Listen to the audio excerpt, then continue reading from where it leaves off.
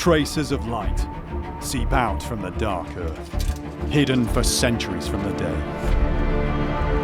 Stone and wood, iron and gold, silver for the gods.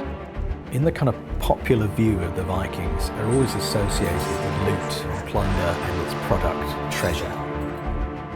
Serpents and spirals, dragons and wolves, amulets and rings. It's classic Viking material, and it's everywhere the Vikings went. A story of trading and travel, of raiding and theft. It's a road trip, and the purpose is to come back richer than you went away. The beauty of an age now past, hoarded in the earth, known only to the gods. The treasure of the Vikings.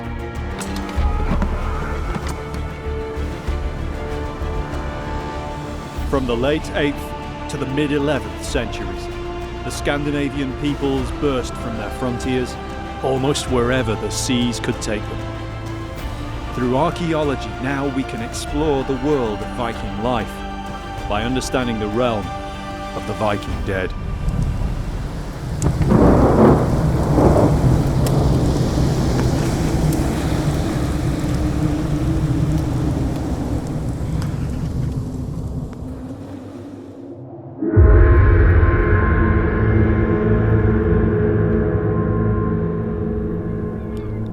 The story of Viking treasure is the story of the Vikings themselves.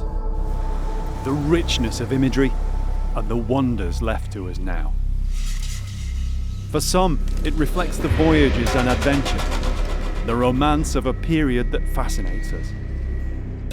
For archaeologists, Viking treasure is more broadly defined, beyond fine things alone. Life was short and often violent, yet it was not without its beauty. The sagas convey to us echoes of the Viking Age. Tales of heroes and the battles they fought to win great fame, and most of all, treasure. Yet the sagas were written many years after the Vikings lived. One of the problems about understanding the Scandinavian point of view at this time is that, of course, the Scandinavians are not writing things down. They're making runic inscriptions, but these are more or less kind of epitaphs on monuments to the dead and so on. They don't give us a lot of information, especially not in this early period, in the 700s and into the early 800s. If there ever was any contemporary Scandinavian literature, it's now gone. But many physical clues about their society remain. Archaeologist Tim Sutherland has worked on Viking sites. He's in Nottingham to see a special exhibition of artefacts from around the British Isles, reflecting this extraordinary period. The Viking Age is distinct in its visual record, its art. One of the interesting things about the Viking period is the artwork. It's so distinctive. It's beautiful to look at, and it also seems to appear out of nowhere and then becomes very classic Viking in style. The imagery is clearly defined and instantly recognizable. It's related to, yet different, to Anglo-Saxon or other European Christian art. There are several styles of decoration. There are animals and mythic beasts, wolves, ravens, and always serpents and dragons. A lot of it's made out of very basic materials as well. I mean, there's metals and there's stone, but there's things like walrus ivory and wood. And so it almost looks as though they've been trying to make things out of everything. It's almost as if they couldn't help themselves and produce artwork. And of course, it seems to get better and better until it's classic Viking material, and it's everywhere the Vikings went. Probably most of the physical manifestations of Viking art have not survived. Artifacts, perishable by time and the earth. Apart from aberrations like the Oseberg grave, they mostly don't survive in the ground. The Western Viking Age lasted barely 300 years. But the archaeology from the time is distinct. The physical artifacts above all else define in our minds the Scandinavian peoples who made, wore, traded and looted them. They're made of stone, of metal. Iron and steel degrade, precious metals less so. Bronze, gold, silver. But what do we mean by treasure? What did the Vikings do with it?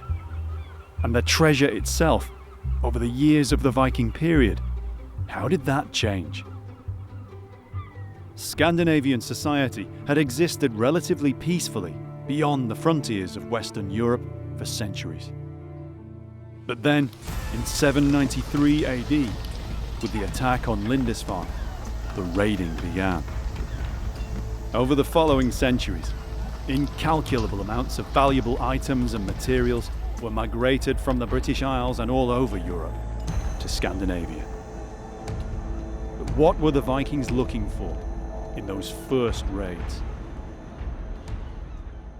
I think in the early part of the Viking Age, the kind of literal loot that Scandinavians are taking and bringing home with them is mainly, frankly, anything they can carry that appears to be of value, especially anything made of precious metals. From the early decades of raiding, very little has survived. We find some of this material recycled. We find coins made into pendants, things like that. They're certainly not after money in the way that we understand it.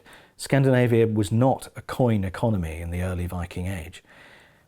I think the bulk of the stuff that's coming in from the raids is probably melted down and then recast into new forms more to Scandinavian tastes. So how can we understand exactly what treasures the Vikings were after when they attacked Lindisfarne? The raid sent shockwaves through history, and we imagine it to have been catastrophic given the Saxon accounts. Yet it might not have been that devastating. It seems the Vikings didn't get everything they were looking for. Archaeologist and writer Max Adams picks up the trail. Lindisfarne's priory was well known across Christian Europe, and also throughout the rest of Northumberland were other respected priories and famous Saxon monks. Lindisfarne itself is forever linked with Saint Cuthbert. His remains today lie in Durham Cathedral. In 793, they lay enshrined in Lindisfarne Priory when the Vikings attacked. Despite their plundering, Cuthbert's body survived, and with it, perhaps the greatest treasure, at least we know of, that the Vikings never stole. This extraordinary, exquisite little object, no more than 2.5 inches across, is Cuthbert's personal possession, his pectoral cross worn about his neck on a chain. And its remarkable survival to this day is due, part coincidence, part just good luck, I suppose, to the fact that it was wrapped beneath several layers of shroud, and it wasn't found until the 1830s when it was finally opened and the shroud was unwrapped. And it is a remarkable, unique survival of 7th century craftsmanship and of Cuthbert's own personal physical presence in the world. The shrine of St. Cuthbert was well known, and it's hard to think that the Vikings didn't seek it out as they ransacked Lindisfarne. We can't be sure now if the monks had time to hide the body. Whatever the first Viking raid did, they didn't steal or defile the shrine of Cuthbert, and that's worth contemplating. That for all the destruction the Vikings wreaked, they didn't get at Cuthbert's coffin. Whether that was because they were scared or because it was in a plain wooden casket and didn't look very interesting, or didn't look as if it had any treasure in it, but it did have this treasure in it, and they didn't get it. St. Cuthbert's cross now serves as a reminder of what lured the Scandinavians to the British Isles. The bait for the beginning of an age of raiding. Over time, the raids start to accelerate, and at that point, clearly, when, as they say, nothing succeeds like success. If you happen to know that Olaf in the next valley has suddenly got some nice shiny new brooches, or is melting them down and making silver things, you start to wonder when you're there, shoveling the dung pile or whatever. What can we learn about the treasure that we know the Vikings did capture and take home with them to Scandinavia? The Museum of Cultural History in Oslo houses the greatest collection of Viking treasures in Norway, perhaps all of Scandinavia. Much of it is jewellery, for personal adornment, the power of display. From the Viking Age, people are drawn to, and researchers are drawn to gold, silver, coins, jewellery. Archaeologist Hanna Louise Annerstadt is here to show Tim around this incredible collection of Viking treasures. So, welcome to our treasure room at the Museum of Cultural History. Oh, yeah. More than a bit of gold and silver around them. Absolutely, and we like to show them off, of course. Yeah, it looks fantastic. So we just collected all the really important objects and put them into one room, and it gives a certain effect. We often think of Vikings as big, roughy, tufty men, but this is really fine material. It's really artistically fine as well. It's not sort of big and sort of lumpy. It's incredibly delicate. I mean, that's one thing that sticks out. And these are really beautiful, not just because they're made of gold and silver, but because they're actually beautiful works of art as well. Absolutely. They used a lot of energy to make these things, to wear them, to look good. Obviously, yeah, it's certainly, and it does as well. It works, obviously, it works, because it's gold and silver, and it looks good anyway because of the artistic workmanship that's gone into it. So. Yeah, absolutely. But Tim's interested to see fragments that remain from the earliest raids of the Viking Age. Artifacts from this period are rare.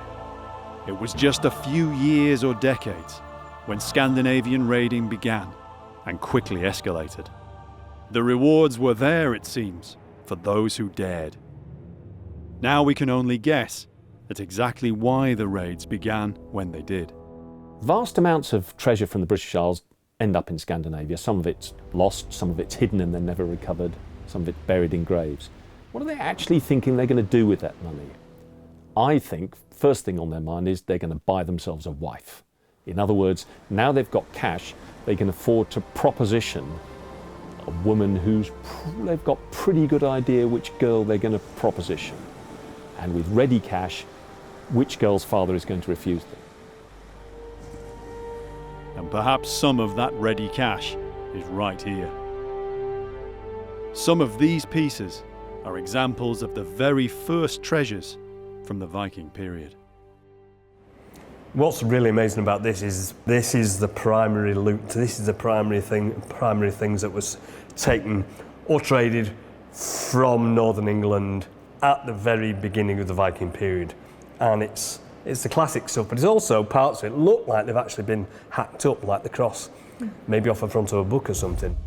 There's no way to know exactly where they came from, but the religious imagery on some of them suggests it's at least possible they came from churches or monasteries in Britain, Northumbria, even Lindisfarne itself. It looks like it's the corner piece of a gospel book, and these were very specific and very identifiable, and sometimes they had a nice jewel in the corner, and that almost looks like it had a jewel in that little corner piece there. But it's all the swirls and all the artistic work that we see in very common usage in the Anglo-Saxon period, like the brooch underneath. You can actually see it being ripped apart and used as basically loot for dividing up and saying, yeah, that's your bit. So you could pull items apart. All the gospel books would have had the facades written off, all the nice jewellery ripped off the front and then divided up amongst themselves. It's fantastic stuff. To be able to see it here is great. There's evidence that in this early period, items like this were worn as jewellery, even those that had been quite crudely cut up, as if they were shares of plunder. They were almost all excavated from female graves. This raided treasure was just about always found on the upper chest of the body, often between the two traditional Scandinavian turtle brooches worn by many women. These wives, mothers, sisters or daughters went to the afterlife wearing treasure that they knew was from across the seas, that had been won for them by their loved ones. It's about status, it's about prestige, it's probably about gift giving. These objects come from a long way, from a long distance. And this is a society extremely focused on prestige and honor. And the chieftain had to get that honor from somewhere. And it wasn't just the gold, it was also the fact that he had, or they had traveled abroad, maybe fought for these objects, won a battle, and then come back. It's really materialized prestige and honor. As the 9th century wore on, artifacts like these became more rare in Scandinavian graves. The Viking Age had only just begun, but things were changing.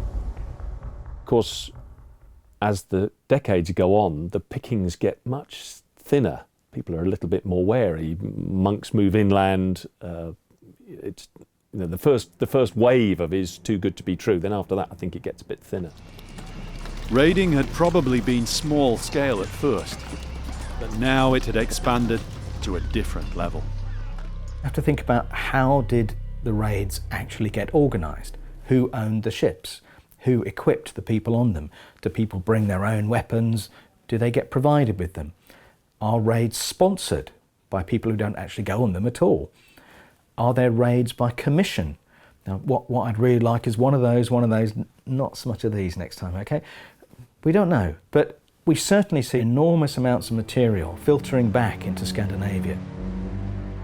As the treasure flowed in, the Viking world itself was transitioning fast.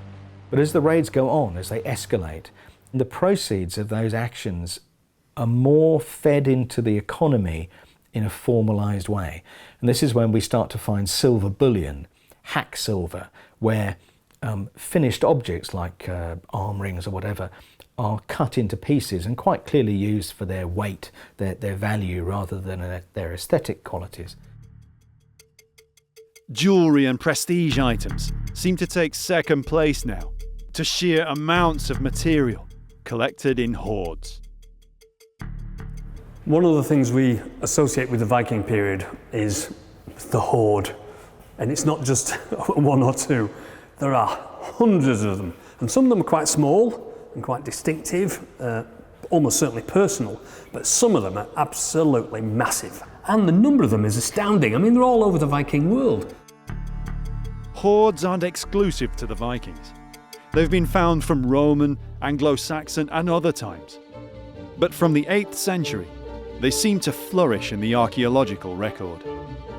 Viking hoards have been found across Western Europe and as far away as Iceland. They often contain gold and copper alloy or bronze. But most of all, they reflect the Scandinavians' apparent favourite material. The hoards contain things like coins, but a lot of them also contain very beautiful pieces of art. And you could argue that some of this was left intact because they appreciated its value. It's not just the silver content, it's the value of the artefact itself, and they wanted to retain it. In the decades and centuries after the Lindisfarne raid, the Vikings went from raiders and invaders to settlers. As with every other place they journeyed, so too did their treasure hoards. And the British Isles were no exception. Lakeside Arts in Nottingham is the current home of a travelling exhibition which features some of the greatest hoards found in Britain. This is a fantastic exhibition because what they've done is they've brought together a large collection of hoards from around Britain. Also, some of the most important hoards, some of the big ones from various parts of the British Isles. But they don't all at first look like treasure. It is almost like a collection of material that you see in a hospital that the kids have swallowed. I mean, there's such a variety of bits and pieces, and they're quite small as well. The majority of them are things you could carry around with you in your purse. They do seem to like their well-defined small pieces of silver, or something that can crumple into a small piece of silver. it's clear that the material itself is often what's being valued, rather than the form of the item. So you've got the ingots, and then you've got the coins, but you've also got obviously things that have been chopped from bigger pieces. And whether that's to make it more portable or whether that's something so you could distribute it between your friends or use it as the equivalent of a coin or a method of payment. Over the decades, the composition of Viking hoards changed. From what appear like random odds and ends, more and more hack silver appears, as it seems to become more about commodity. This change is also evident in the hoards found in the Vikings' homelands. We see it in the economical transformation in the hoards, where you get the bullion, the smaller pieces, the coins, the use of precious metal and especially silver as payment. So it's kind of an economical transformation that draws Scandinavia closer to the international trade networks, both in the east and in the west. So what you consider to be valuable changes in this period. Precious metal as payment was all that mattered now. But when it came to this need for bullion, the precious metal which appears most in Viking treasure hoards is silver. We know they had a particular affinity for silver. It occurs again and again in their material culture, in their jewellery and so on. They like gold as well, but silver is the metal they can get access to. Silver seems to have been universally used across Scandinavia for trading, with regions beyond their frontiers. But how did this trade develop? It seems the foundations had been there a long time. To the east of Scandinavia, the Baltic region in Viking times is relatively unknown. Again, written records are virtually non-existent. But archaeology is now revealing glimpses of very early Scandinavian activity here. There has traditionally been a sense that the Viking Age, the time of the Vikings, begins in the west with the raids. But actually these connections out into the world have been in existence for centuries before the Viking Age. Even the great trade routes down to the Black Sea, to Constantinople, what's now Istanbul, and even way into the east, into the Asian steppes, linking up with the caravan routes, even as far east as China. Tallinn, Estonia's capital. It's one of the best preserved medieval cities in Northern Europe. The towers left today are later, but the city itself dates back to Viking times. In the Middle Ages, it was an important member of the Hanseatic League, but its importance for trade dated back to at least Viking times, and probably before. Tallinn was a gateway to the sea routes east, to Russia, also north to Finland, and south towards the distant region of the Black Sea and the Golden City of Byzantium. And there's evidence of these far-flung connections here in Tallinn today. One of Tallinn's medieval fortifications, called Fat Margaret Tower, is home to Estonia's Maritime Museum. An exhibition here also brings together many treasure hoards from the Viking period. But there's a difference about what makes up most of these hoards. As the Viking Age goes on, you start to see this enormous trade in silver coming in from the Arab world to the east. So you have these coin hoards all over Scandinavia. Coins of silver and also gold in huge quantities, and from far beyond the frontiers of Viking society. It's staggering. If you look at this silver, there's all different types from all around the world, and basically you can see the quality of it. It looks like it was made yesterday, or it almost looks fake. It's so pristine, and that's amazing. That's what's amazing about this museum, is that there's coins from all over the place from different periods, all throughout the Viking periods, and it's got all different types of hoards as well. There's private small hoards, or there's group hoards where it's obviously more than one person's wealth. They range back in date to late Roman times and are from all over Scandinavia and Europe. But by far the most are from much further east. Some of the coins are dirhams from the Middle East, which are very specific coins. I mean, you can tell how far they've come, and others are, from various other parts of the world. And it shows the extent that the Vikings were trading. One of the nice things you can see here are the details on the coins themselves. I mean, you actually see the inscriptions, how they were made, when they were made. They would have had the name of the ruler on them as well. And so you can quite often easily date them. Some of the dirhams look more like coins from the 19th century rather than the 9th. I mean, just look at these. These are amazing. Minted over 1,000 years ago, and yet they almost look fake. They almost look brand new. It didn't matter that they were foreign coins. The Vikings only cared about the metal itself. Vikings, of course, the Scandinavians, most of them carried little balances. They were very, very careful in weighing treasure by weight, scrap metal. It's nice to see the scales here, because that's what's important about this silver. It's not the denomination of the coins, it's the weight and purity of the silver. So if you know the purity, then of course all you've got to do is chop up your silver into exactly the right amount of weight. And remember that what we see in the archaeology is a tiny, tiny fraction of what was originally there. Most of it has probably been melted down over and over again and has been recycled, out of the Viking Age. Neither silver nor gold occur naturally in Scandinavia. They raided Britain and Western Europe for it.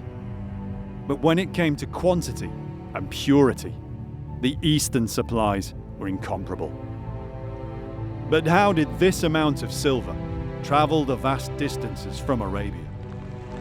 The inland areas of Estonia and northern Europe were wildernesses. But the Vikings were experts in mobility. Just a short drive south of Tallinn, Viking is a reconstructed Viking village. There's a highway from Tallinn now, but in the Viking Age, the road wouldn't have been the best way to travel here. Rivers like this have hardly changed since the Viking times. There were no real main roads. There's very little in the way of progress through the country, and these are the equivalent of the motorways of their day. You get people coming up and down, using the rivers to get in and out of the country, bringing in the trade goods, and also taking out goods like the timber or whatever that was valuable from the country that could be taken out of the country as well. As the Vikings travelled further afield, it was second nature for them to use rivers to travel inland, and their boats were well suited to it. The shallow draft boats would have been absolutely ideal, because some of these rivers are literally about 1/2 metre deep or something, and the ships were perfect for actually skimming over the surface right up into the heartland itself. The river networks ran for hundreds of miles through the vast North European forests. To journey them was perhaps as long and was maybe at times as arduous as crossing the Baltic or the North Sea. Viking boatmen would have probably never even seen the sea. A lot of them were actually born and bred and used the boats inland, and it was very rarely that anybody would have got out and gone across the sea. Rivers like this were the real key to the expansion of Viking trade. Archaeologists in Estonia are now mapping the silver routes, showing this incredible international network, not just in the Baltic, but for hundreds of miles to the north, south, and east. We think of the Vikings as people who have stolen wealth and taken it back home. What this evidence shows us here is the extensive trade networks around the world. And these people are bartering, buying, selling, not just stealing it, they're actually using commerce as we see today. And that's the information that we're getting from all this. And nowhere has there been found more treasure than on a single island in the Baltic Sea.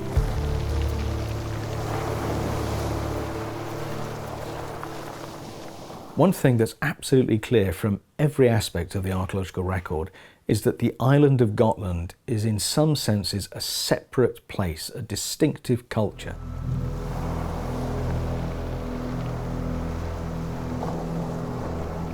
Gotland lies almost at the centre of the Baltic seaways, and this must have influenced life on the island virtually since sailing began.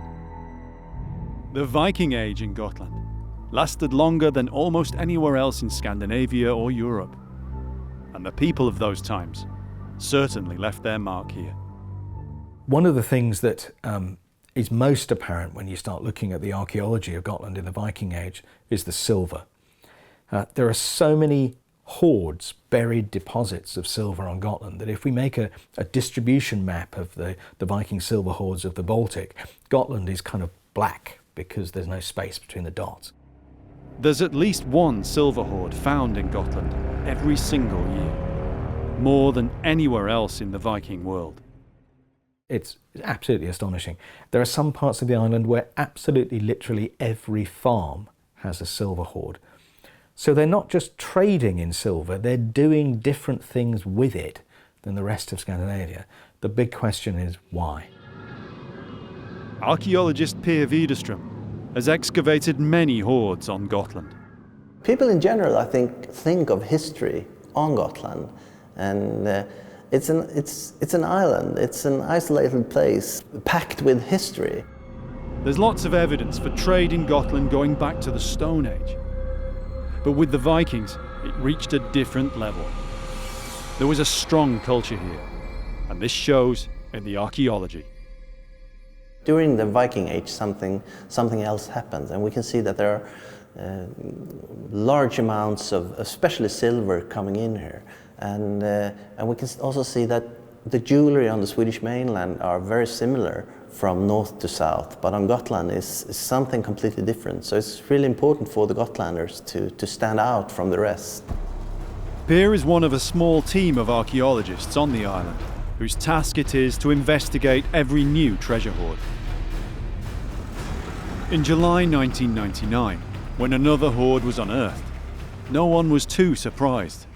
At first it was another hoard, but then we realized that this is something different and something else. Even today, it stands out in the archaeology of the Viking Age. It had come to light in the northeast of Gotland, on a farm called Spillings. The discovery of the Spillings hoard, the largest Viking silver hoard ever found, not just on Gotland but anywhere, is one of those amazing moments. Metal detectorists working with Gotland's museum were routinely surveying a field where the landowner had over the years found dozens of silver coins. The landowner at Spillings, he's very interested in the Viking Age, and he said that you need to go over this piece of land. There is something here, I'm sure. At first it seemed that all there was in the field were rocks, and they were on the verge of giving up. It took us a while, and then one of the museum metal detectorists went there and got his bright signal, and that started it all, actually. The detector signal went off the scale. They found not one, but 3 deposits of metal buried in the shallow soil a few meters apart. It was clearly a big find. I think we realized quite fast that this was something different, but not how different. The fragile finds had to be carefully recovered, and quickly. Many visitors flocked to the site. Each cache was cast in plaster and then lifted as a whole, in the hope of preserving valuable clues about how they'd been placed in the ground. When we excavate silver hoards, we'd like to keep them as intact as possible. We'd like to see if they've been if people have been taking things from them, or if there's been things added, and as there are lots of coins in them, sometimes we can see that there's a gap for 20 years, and then they start refilling them again. So that's what we want to do. So therefore we put them in plaster and we take them indoors and excavate them in a laboratory. Each individual piece had to be separated, cleaned and conserved. It was to be more than 2 years before the team would begin to know the full picture. Most hoards are chance finds and are often dug up before the archaeologists even hear about them. But at Spillings, Per had an opportunity to do a proper excavation and investigate the burying of the hoard. They set to digging in the stony field. While we were excavating there one day, this old lady came to us, and she was really interested in what we were doing, because she told us that her husband used to farm this land, and she said that on this spot where we were now, he was very annoyed all the time because he got steel wire tangled into the harvester, and he took it out and he put it on a big pile of stone, and that pile of stone was now later taken away. And we excavated this and found all these like almost purple looking threads, and we realized later that was silver. That was silver threads and silver jewelry that's been dragged out. Peer and the team found out why the field was so stony. The hoard wasn't just buried in the middle of a field. Back in Viking times, there was a building here, and unusually it was partly stone, accounting for the rocks all round the area. It was 10 by 50 meters, huge by the standards of the time, probably with an upper floor. But there was no hearth, leading Peer to speculate it was some kind of storage or warehouse. The hoard, in the 3 holes close together, had been beneath the floor of this building. The steel wire that snagged in the harvester was literally just the beginning. Spillings was clearly a spectacular find. Neck rings, arm rings, finger rings, bars, ingots, and other hack silver. One part of the hoard was bronze. By itself, just this amount of material was greater than many hoards found on Gotland. But what made the find truly unbelievable were the coins. In all, there were more than 14,000 of them. Altogether, it amounted to the largest hoard from the Viking period ever found. Not just in Gotland, but anywhere. It was truly unique. Not so much of its size, because even though that's amazing, I mean, it's 67 kilos of silver and other metals, it's really because of the context of it. What does that hoard mean? What could it buy? I mean, what has happened for that amount of wealth, money, if you like, to be left in the ground and never recovered? Did whoever did that die and not tell anyone? If you know that Grandad buried sort of the tax burden of the island for 6 years somewhere in your property, I mean, would you not tear the walls down? You know, it's very strange. It's also hidden. It's inside buildings. You know, somebody's literally pried up the floorboards and buried this underneath in sacks. The hoard is now displayed in Gotland's museum in Visby. After cleaning, the coins could be examined, and this revealed valuable information. Like those from Oslo and many other hoards in the Viking world, the origin of these coins was very distant from Scandinavia. The majority of these coins are from the Middle East. We have some from Italy, some from Denmark, but like 99% are from the Middle East. The coins carry the names of Arab caliphs, more than a millennium old. Some date back almost to the end of the Roman Empire, and one even carries an inscription to Moses. The geographical origins of many of them are all too familiar to us today. The biggest minting town for this hoard is Baghdad. And they got silver from Afghanistan to make their coins, and we got it from there, or perhaps even from Russia or elsewhere, but that's where they were minted. The Vikings didn't care whose ruler was on the coins. They just wanted the purest silver. When we see these as bracelets, they were once coins, so the amount of coins that actually got here must have been huge, because they don't weigh much. It's all evidence of the widely ranging trade routes from Scandinavia to the east. Raiding in Britain or Europe brought quick rewards for a few decades. But the basis for this influx of pure silver was trade. For Scandinavian goods, possibly most of all, human slaves. We're unlikely ever to know for sure. Only the silver itself now remains. We can only wonder as to why so many hoards came to be, and why so many of the Vikings consigned so much wealth in bronze, gold, and most of all in silver to the earth. I think the traditional explanation for silver hoards, or any kinds of deposits of precious objects, has been a kind of primitive banking. It's the equivalent of stuffing your money under the mattress. But at the same time, we know that that doesn't really work. I mean, is everybody on Gotland burying their money and then meeting an untimely end before they tell anybody? It's just absurd. With vast numbers of hoards across the Viking world, more than 800 discovered so far in Gotland alone, there must be other explanations. Perhaps they're marking property. I know that this is my land because my family have claimed it in physical ways over the decades and centuries. The archaeology so far, at least, tells us hoards seem rarely taken from, just added to. There are some farms that we can see that there are like one hoard for each generation within the same farm.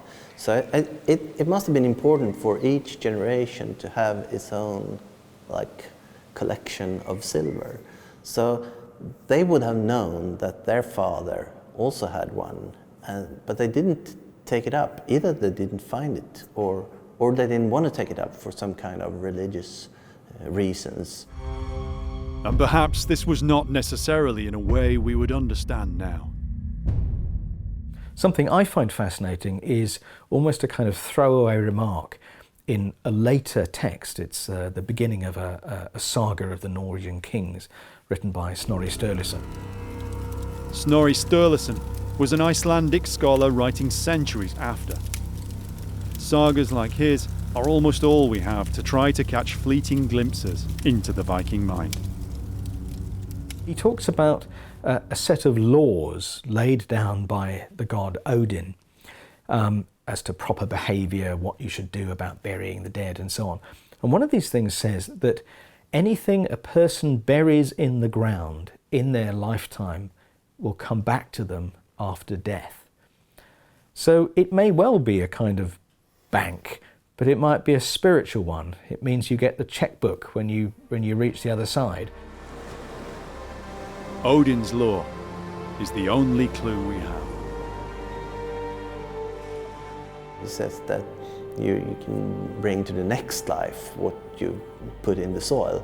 And if that's the case, then you wouldn't take your father's hoard if he put it in the soil to gain it again in the next life. Then you would steal from your father and from the gods.